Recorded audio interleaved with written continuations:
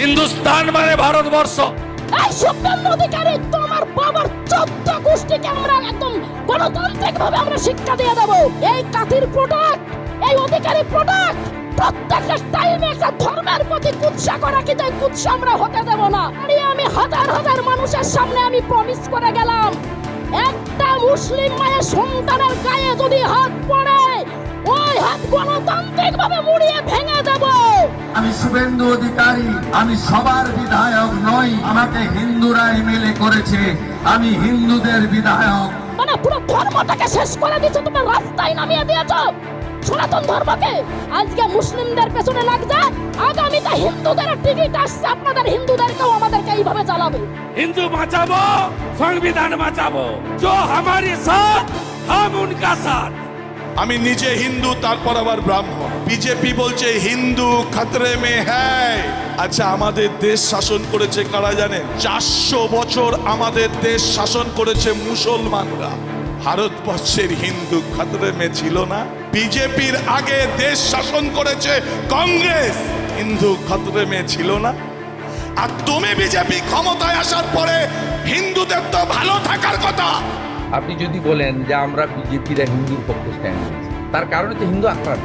আপনি কোথাও দেখতে পাবেন না যে মুসলিমরা আক্রান্ত হয়েছে। আমি প্রতিবাদ করি, আমি মঞ্চে বক্তব্য দিয়ে আমাকে বলা হয়, স্বপ্না ভাদুড়ী তুমি তো ব্রাহ্মণ ঘরের বউ, তুমি টুপিওয়ালা, লুঙ্গিওয়ালা, দাড়িওয়ালা, এদের নিয়ে কেন বক্তব্য দাও? আমি সেই সব জানোয়ারদেরকে বলতে চাই, অত্যাচারটা কাদের উপরে হচ্ছে?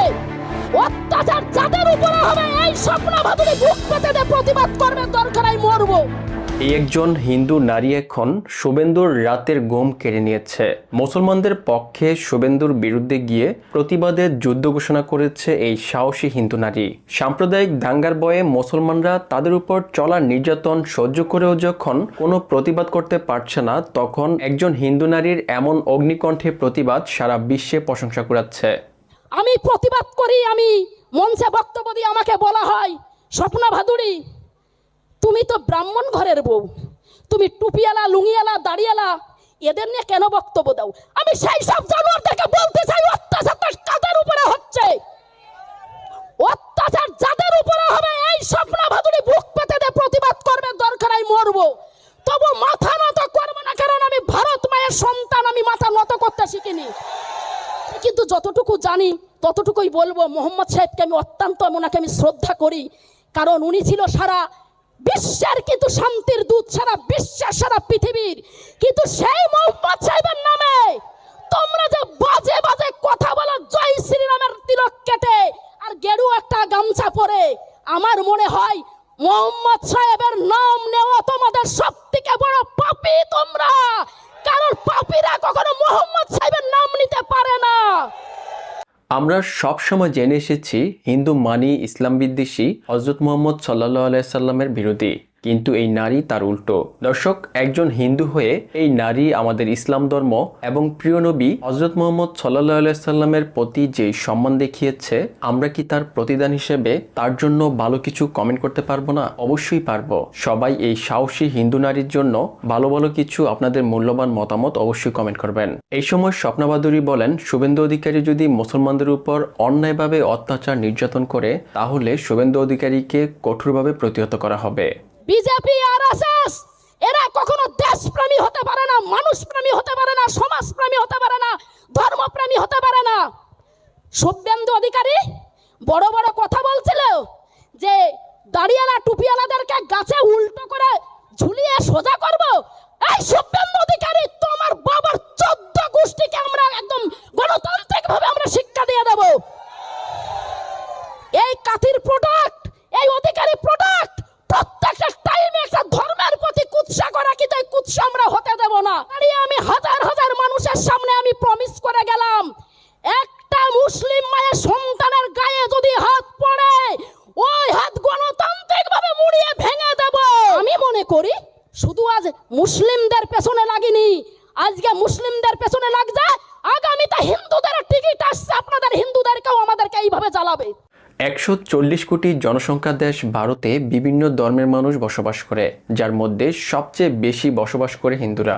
সংখ্যায় বেশি হওয়ায় হিন্দু মুসলিম বিভাজন তৈরি করে সংখ্যালঘু মুসলমানদের উপর বিভিন্ন অন্যায় অবিচার করে আসছে আরএসএস এবং বিজেপির নেতাকর্মীরা। স্বপ্না বাদুরী বলেন, ভারত বিজেপি বা আরএসএস এর বাবার সম্পত্তি নয়, এটি 140 কোটি জনসংখ্যার দেশ। ভারত স্বাধীনতার সময় হিন্দু মুসলিম সবাই একসাথে লড়াই করেছে। ভারতবর্ষের মানুষ সর্বধর্মের মানুষ বাস করে, হিন্দু মুসলিম শিখ ইসাই জৈন বৌদ্ধ অল কমিউনিটির মানুষ, তাই তো?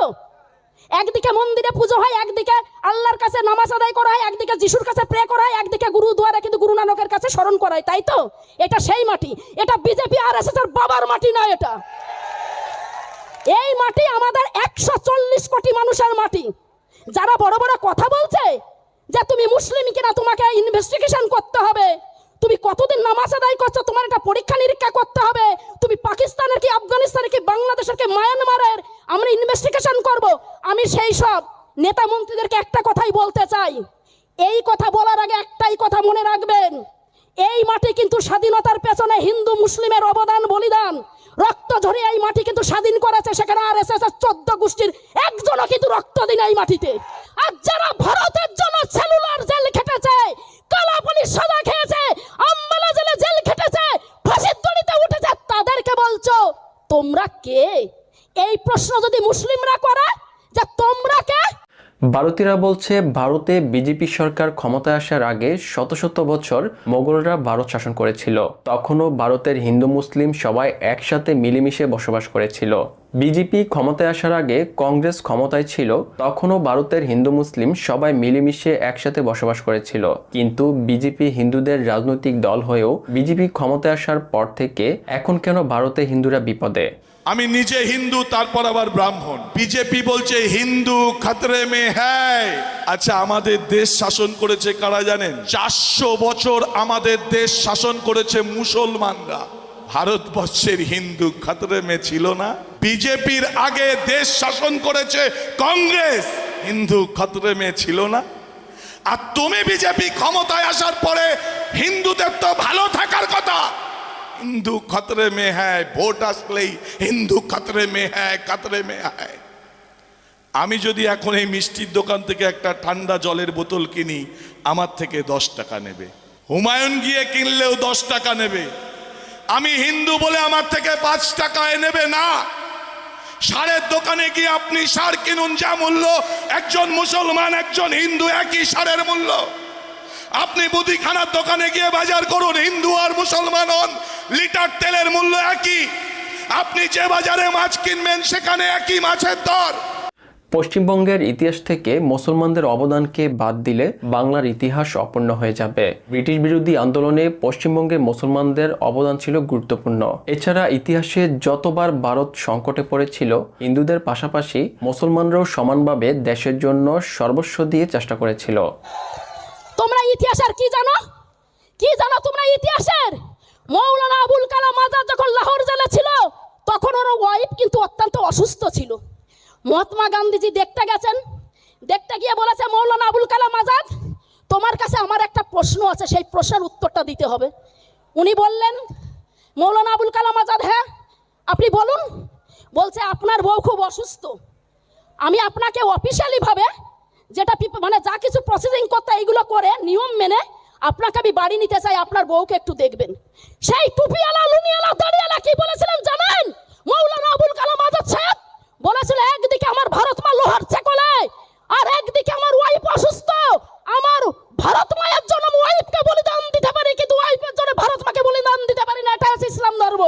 ভারত স্বাধীনতা হওয়ার পর থেকে ভারতে হিন্দু মুসলিম একসাথে মিলেমিশে বসবাস করে আসছিল। হিন্দুদের পূজা হতো, ধর্মীয় আচার অনুষ্ঠান হতো, মুসলমানদের ঈদ হতো, কুরবানি হতো, ওয়াজ মাহফিল এবং আজান সবকিছুই ঠিকঠাক ভাবে হতো, কখনো কোনো সমস্যা ছিল না। কিন্তু হঠাৎ করে আরএসএস আর বিজেপির উত্থানের ফলে এখন হিন্দু মুসলিম সবার ধর্ম পালন এবং আচার অনুষ্ঠানে বাধা চলে আসছে। আমার অনেক মুসলমান বন্ধু ছিল, তারা আমার সঙ্গে পড়তো বাংলা মাধ্যমে, তারা কিন্তু উর্দু ভাষী। কোনোদিন কোনো সমস্যা হয়নি। পুজো হতো, দুর্গা পুজো হতো, লক্ষ্মী পুজো হতো, ঈদ হতো, বকরিদ হতো, কোনোদিনই কোনো সমস্যা নেই। সুতরাং সমস্যা যদি না থাকে, বিজেপির খুব অসুবিধে। তাই শুরু হলো রামনবমী। রামনবমী ছিল, সেটা বাংলায় পালিত হতো না। হঠাৎ সেই রামনবমী শুরু হলো তলোয়ার নিয়ে, এবং তলোয়ার নিয়ে যেখানে সংখ্যালঘুরা থাকেন সেই তলোয়ার নিয়ে সেখানে খেলা দেখানো শুরু হলো। তারা স্লোগান তুলেছে, হিন্দু, হিন্দি, হিন্দুস্তান। শুধু হিন্দু থাকবে, মুসলমান থাকবে না। যদি থাকতে হয় মাথা নিচু করে সেকেন্ড ক্লাস সিটিজেন হয়ে থাকবে। আর হিন্দি জানতে হবে, সবাইকে হিন্দি পড়তে হবে, আর হিন্দুস্তান বলতে হবে। আমাদের সংবিধান প্রত্যেকটা ধর্মের, প্রত্যেকটা ধর্মীয় মানুষের ধর্মাচরণের অধিকার দিয়েছে। সেই অধিকার কেড়ে নেবার কোনো চেষ্টা আমরা সহ্য করব না। দর্শক, পশ্চিমবঙ্গের এই গৌরবময় ইতিহাস এবং বর্তমান সময়ে মুসলমানদের উপর এই রাজনৈতিক চাপ সৃষ্টি সম্পর্কে আপনাদের মতামত কি? আপনাদের মতামত অবশ্যই কমেন্ট করবেন।